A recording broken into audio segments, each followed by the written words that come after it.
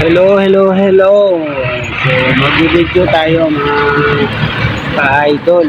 So, magandang araw. Buong Luzon, Visayas, Mindanao. So, ngayong hapon, ito mga ka-idol, mga 4:30 at ito ngayon, mga alas 4. So, andito tayo sa ating tubuhan. Papakita ko sa inyo kung paano.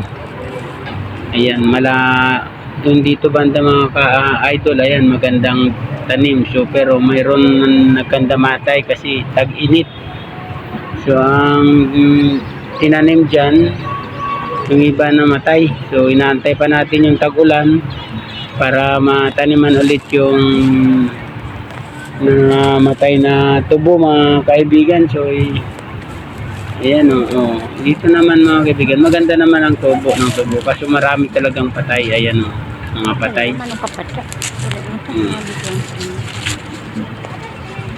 Yun o, malayo ang taniman ulit o. Inaantay lang natin yung yung ulan. So, tag-araw ngayon talagang sadyang patay talagang iba. Tinaniman na yan mga ka-idol, yung mga malalayo ang patlang. So, hindi nabuhay yung iba. Iba nabuhay, pero iba patay. Kasi sa sobrang init ng lupa mga ka-idol.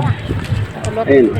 Hindi pa nga naararo kasi matigas ang lupa. Kasi hindi pa na natin napagamas yung damo. Yung mga ka-idol.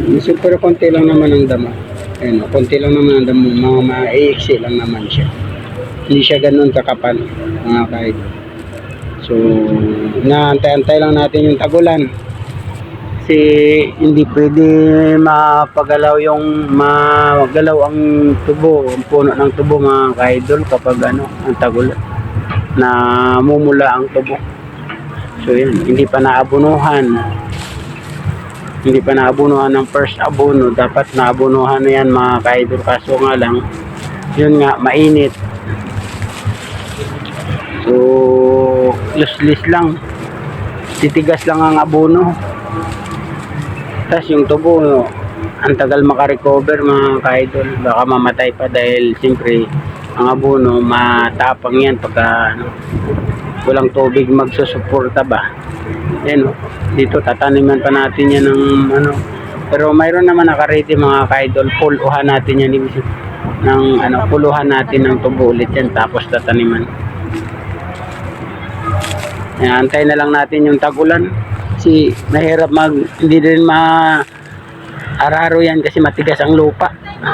Kaya ganyan mga ka-idol. Ayan o, pakita kasi nyo, yun o, mapula o.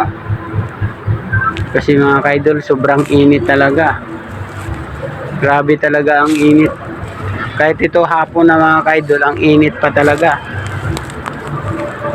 Ayan o. Yan po ang ating tubuhan mga ka-idol. Daming pula na talaga mga ka-idol o. Parang hindi masigla ang tubo kapag walang ulan. Matigas ang lupa, hindi siya mabungkal ng araro, hindi rin tayo makapaabuno. Dapat nga mapagamas na tayo ng damo mga ka-idol yan, para pag abuno natin, yung kakain ng abono ay tubulan talaga ang makakain sa abono para mabilis tumaba. Tama mga damo, patay na yung mga damo.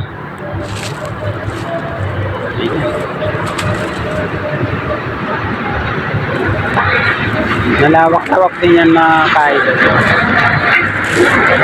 Dito banda, ang haba ng taniman. Malayo ang patlang. Pag malayo mga ka-idol ang patlang, lagyan natin ulit ng tubo.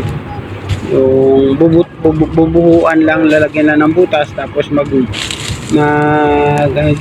magsiki, bawas dyan sa kapal na tubo, tapos itatanim ulit mga ka-idol.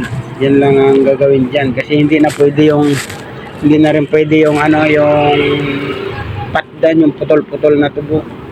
Pwede kasi mahaba na yung tubo eh. Sarap ba? Pwede naman, kaso nga lang, mas maganda na yung ano na lang, pull-o. Para ganun pa rin siya kahaba.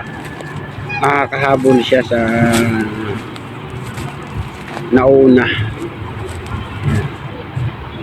Yung mga ka-idol, yan lang ang aking pakita sa inyo. So, salamat sa panonood.